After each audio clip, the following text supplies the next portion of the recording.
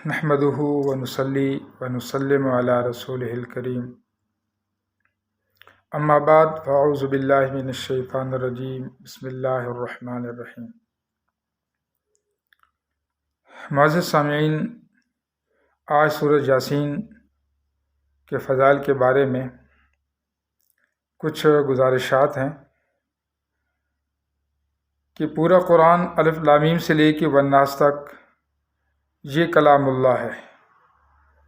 اور اس کلام اللہ میں جو سورۃ یاسین کا درجہ ہے، نبی اکرم صلی اللہ علیہ وسلم نے فرمایا کہ سورۃ یاسین پورے قرآن پاک کا دل ہے۔ جس طرح انسان کے سارے اعضاء اپنی جگہ پہ اعضاء ہیں، لیکن ان کا سردار دل ہے۔ دل جب صحیح کام کر رہا ہو اور دل جب صحیح ہو تو اس دل کے صحیح ہونے کی وجہ سے اس کی آنکھوں کا نظام، کانوں کا نظام، زبان کا نظام، ہاتھ اور پاؤں کا نظام، سوچ سمجھ کا، پڑھنے کا، پڑھانے کا، اور اسی طرح اس کے تفکرات، تخیلات اور اس کے فہم کے نظام، اس کے اٹھنے بیٹھنے، انداز گفتگو، انداز بیان، سارے اس کے جو نظام ہوتے ہیں ان کا دار و مدار، ان کا معیار دل ہوا کرتا ہے۔ الا ان فی الجسد لمضغہ اذا صلحت صلح الجسد کلہ۔ نبی اکرم صلی اللہ علیہ وسلم نے فرمایا، جس کا مفہوم ہے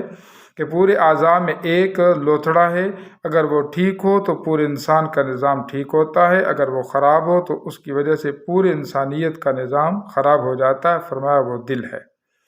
تو اسی طرح پورے قرآن پاک کا جو دل ہے وہ سورۃ یاسین وہ دل کہا گیا ہے۔ کیوں کہ اس کے اندر ایک ایسا واقعہ ہے، پورا قرآن اور 4 کتابیں، سارے نبیوں کی زندگی، صحابہ کرام کی، اولیاء کرام کی زندگی میں ایک چیز مشترک ملتی ہے، وہ ہے خیر خواہی کرنا۔ اور سورہ یاسین میں ایک واقعہ آتا ہے حبیب نجار کا کہ نبی اپنی قوم کو دعوت دینے میں مصروف تھے، مشغول تھے، قوم ان کو برا بھلا کہہ رہی تھی۔ حبیب نجار دور کی بستی سے دوڑے ہوئے آئے اور اپنی قوم کو کہنے لگے، اے میری قوم، تم ان لوگوں کا مقابلہ کرتے ہو، تم ان لوگوں کو مارتے ہو جو لوگ بغیر اجرت کے، بغیر معاوضے کے تمہیں بھلی باتیں سکھاتے ہیں، اچھی باتوں کی دعوت دیتے ہیں، اچھی نصیحت کرتے ہیں کہ تم اللہ کی عبادت کر لو اور اللہ کی مدد کو ساتھ لے لو، تو تم ان لوگوں کو جو ہے وہ مارتے ہو۔ تو اس قوم نے حبیب نجار کو نیچے لٹا کر پوری قوم حبیب نجار کے اوپر چڑھ گئی اور ان کے اوپر کود کود کر حبیب نجار کی جسم سے جب روح پرواز کرنے لگی تو اللہ نے غیب کے پردے اٹھائے اور حبیب نجار نے غیبی نظام کو دیکھا تو کہنے لگے، بما غفر لی ربی وجعلنی من المکرمین قال یا لیت قومی یعلمون۔ اے میرے اللہ، کاش میری قوم جان جاتی کہ میں نے یہ جو نبیوں کی تائید میں جملہ کہا ہے اپنی قوم کو اور اپنی قوم کی مخالفت لی ہے، کاش میری قوم جان جاتی کہ اس دعوت کے بدلے میں مجھے اللہ نے کیا دیا۔ قیل ادخل الجنہ، اللہ نے کہا تو جنت میں داخل ہو جا۔ اور پھر بھی اتنے ہمدرد تھے کہ اللہ کرے کہ میرا رب میری بھی مغفرت کر لے اور قوم میری جان لے تاکہ وہ بھی نبیوں کی بات کو ماننے والی بن جائے۔ تو یہ جو واقعہ ہے، کہا کہ یہ واقعہ مقصود ہے، تو جو اس بات کی دلیل ہے، اس بات کی طرف دلالت کر رہا ہے کہ ہر انسان دوسرے کا ہمدرد ہو، خیر خواہ ہو، اور اس کے دل میں اس کی ہمدردی ہو، اس کی خیر خواہی ہو۔ اور نبی اکرم صلی اللہ علیہ وسلم نے فرمایا کہ جو مسلمان روزانہ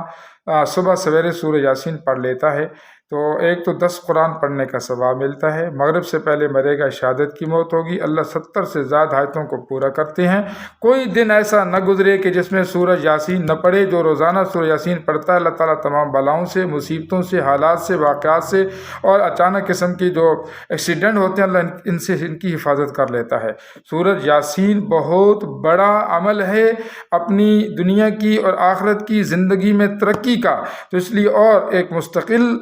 وظیفے کے طور پہ جو سورہ یاسین کا عمل کیا جاتا ہے، اگر کوئی شخص کسی مسئلے میں بڑی پریشانی میں گرفتار ہو تو ایک ہی جگہ میں بیٹھ کر، بہتر ہے کہ ایک ہی آدمی، ورنہ سب مل کر 41 دفعہ سورہ یاسین پڑھیں گے تو اس کی برکت سے اللہ جل جلالہ اس کے تمام مصائب کو، مشکلات کو حل فرما دیں گے، اور